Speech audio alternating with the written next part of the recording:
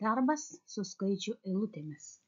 Технологии спасения и получения Григория Гробового о спасении и гармоничном развитии.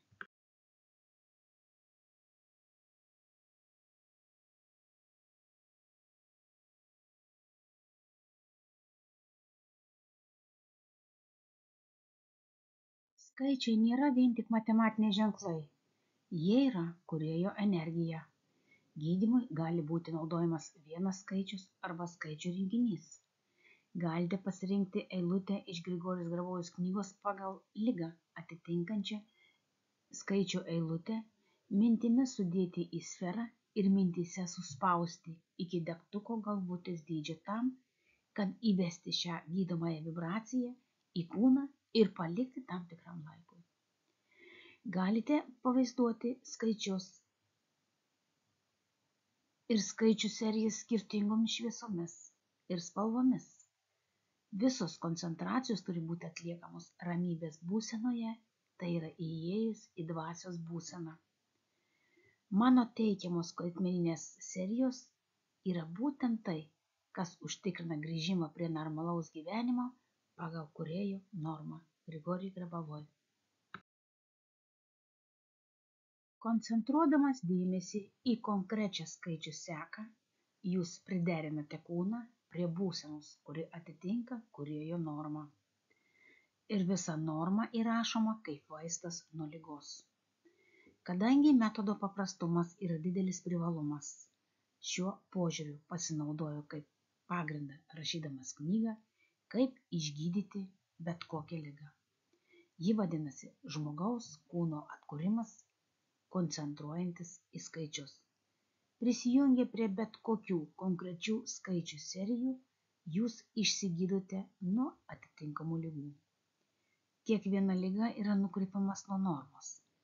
Atskirų ląstelių, organų, kartais ir visas organizmo funkcionavimas nukrypsta nuo normos.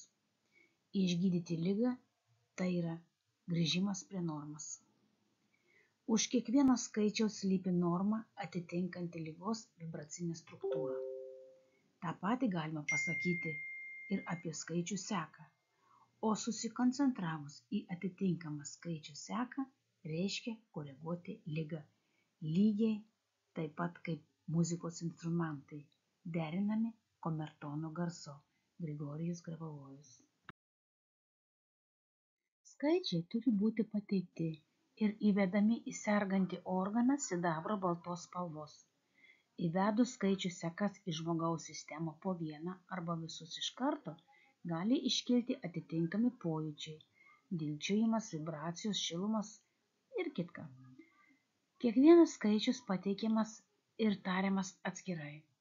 Skaičių serijos turi įtakos organizmui, net ir nesikoncentruojant į jas. Tačiau sutelkus dėmesį į duotus skaičius, poveikis labai padidėja. Ir kuo didesnis koncentracijos aiškumas, tuo skaičių serija stipriau ir greičiau turi gydomąjį poveikį žmogui. Visata makro ir mikro lygmenys yra persmelkti skaičių, vibracijų, ritmo. Žmogaus kūnas yra neatsiejamai susijęs su bioritmu, aplinkos pagalba, tai yra be širdies plakimo ir kvėpavimo yra daug įvairių ritminių struktūrų ir kiekviena iš savęs yra gyva ląstelė gyvenanti savo ritmą. Esant geros savijautos būsenai, visi šie normos ir sveikatos ritmai organiškai dera tarpusavyje. Koncentruojantis į skaičių serijas, užšifruota vibracijos normos forma visą organizmą arba atskirą organą nuveda prie atgaivos. Dirbdami su skaičių serijomis galite veikti įvairiai. Galite suteikti dėmesį į kiekvieną skaičių, nuosekliai pereidami nuo vieno prie kito, išlikdami prie jų tiek pat laiko. Prie kai kurių skaičių galite užtrukti ilgiau, o prie kitų mažiau.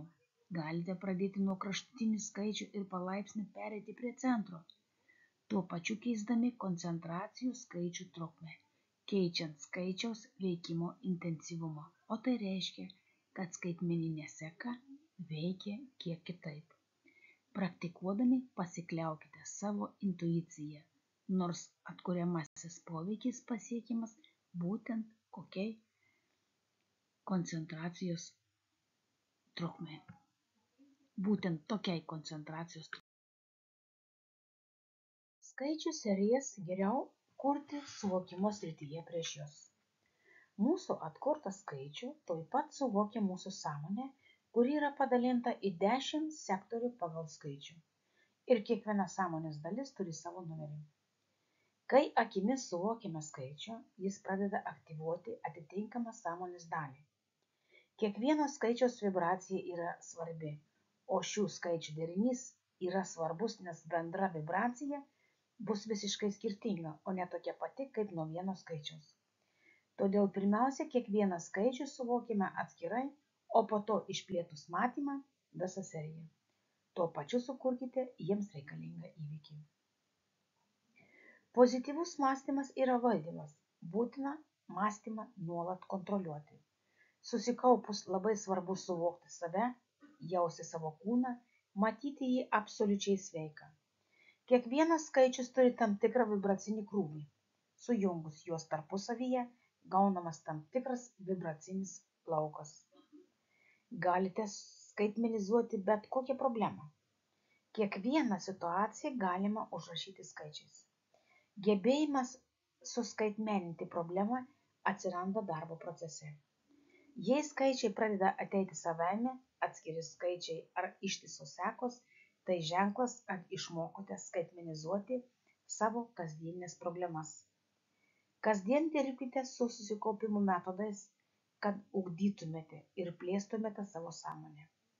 Skaitmeninės sekos sudaro sudėtingą vibraciją, kuri sukuria sąlygas sėkmingai atsikratyti konkrečios ligos ar daugelio kitų problemų. Prasidėjus gijimo procesui nereikia apie tai skelbti, ypač tiems, kurie anksčiau žinojo apie jūsų ligą. Jei vis dar abejojate gydymo Grigorijos Grabovoi mokslo metodais, jūsų kaip sergančio žmogaus kolektyvinė sąmonė gali grąžinti jūs į ligą.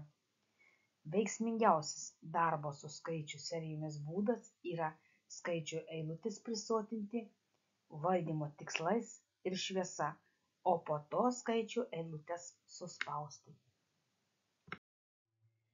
Kad koncentracija būtų veiksminga, įsivaizduokite optinėje sistemoje skaičių seriją, kurią pasirinkote savo ligai išgydyti.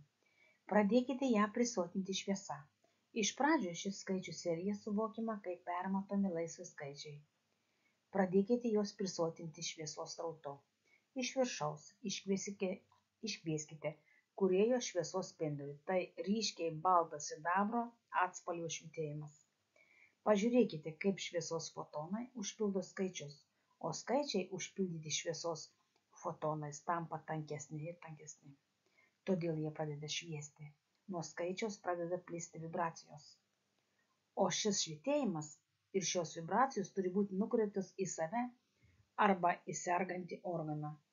Susikaupimui galite pasirinkti kelias skaičių serijas, nes paprastai vienas organas niekada nenukenčia. Viskas veikia pagal susijungimo sistemą, todėl galite pasirinkti keletą skaičių serijų, kurios jau apima visą sistemą. Periodiškai sutelkite dėmesį į vieną skaičių seriją, tada į kitą ir taip toliau. Video sukūrė ir įgarsino Sigutė.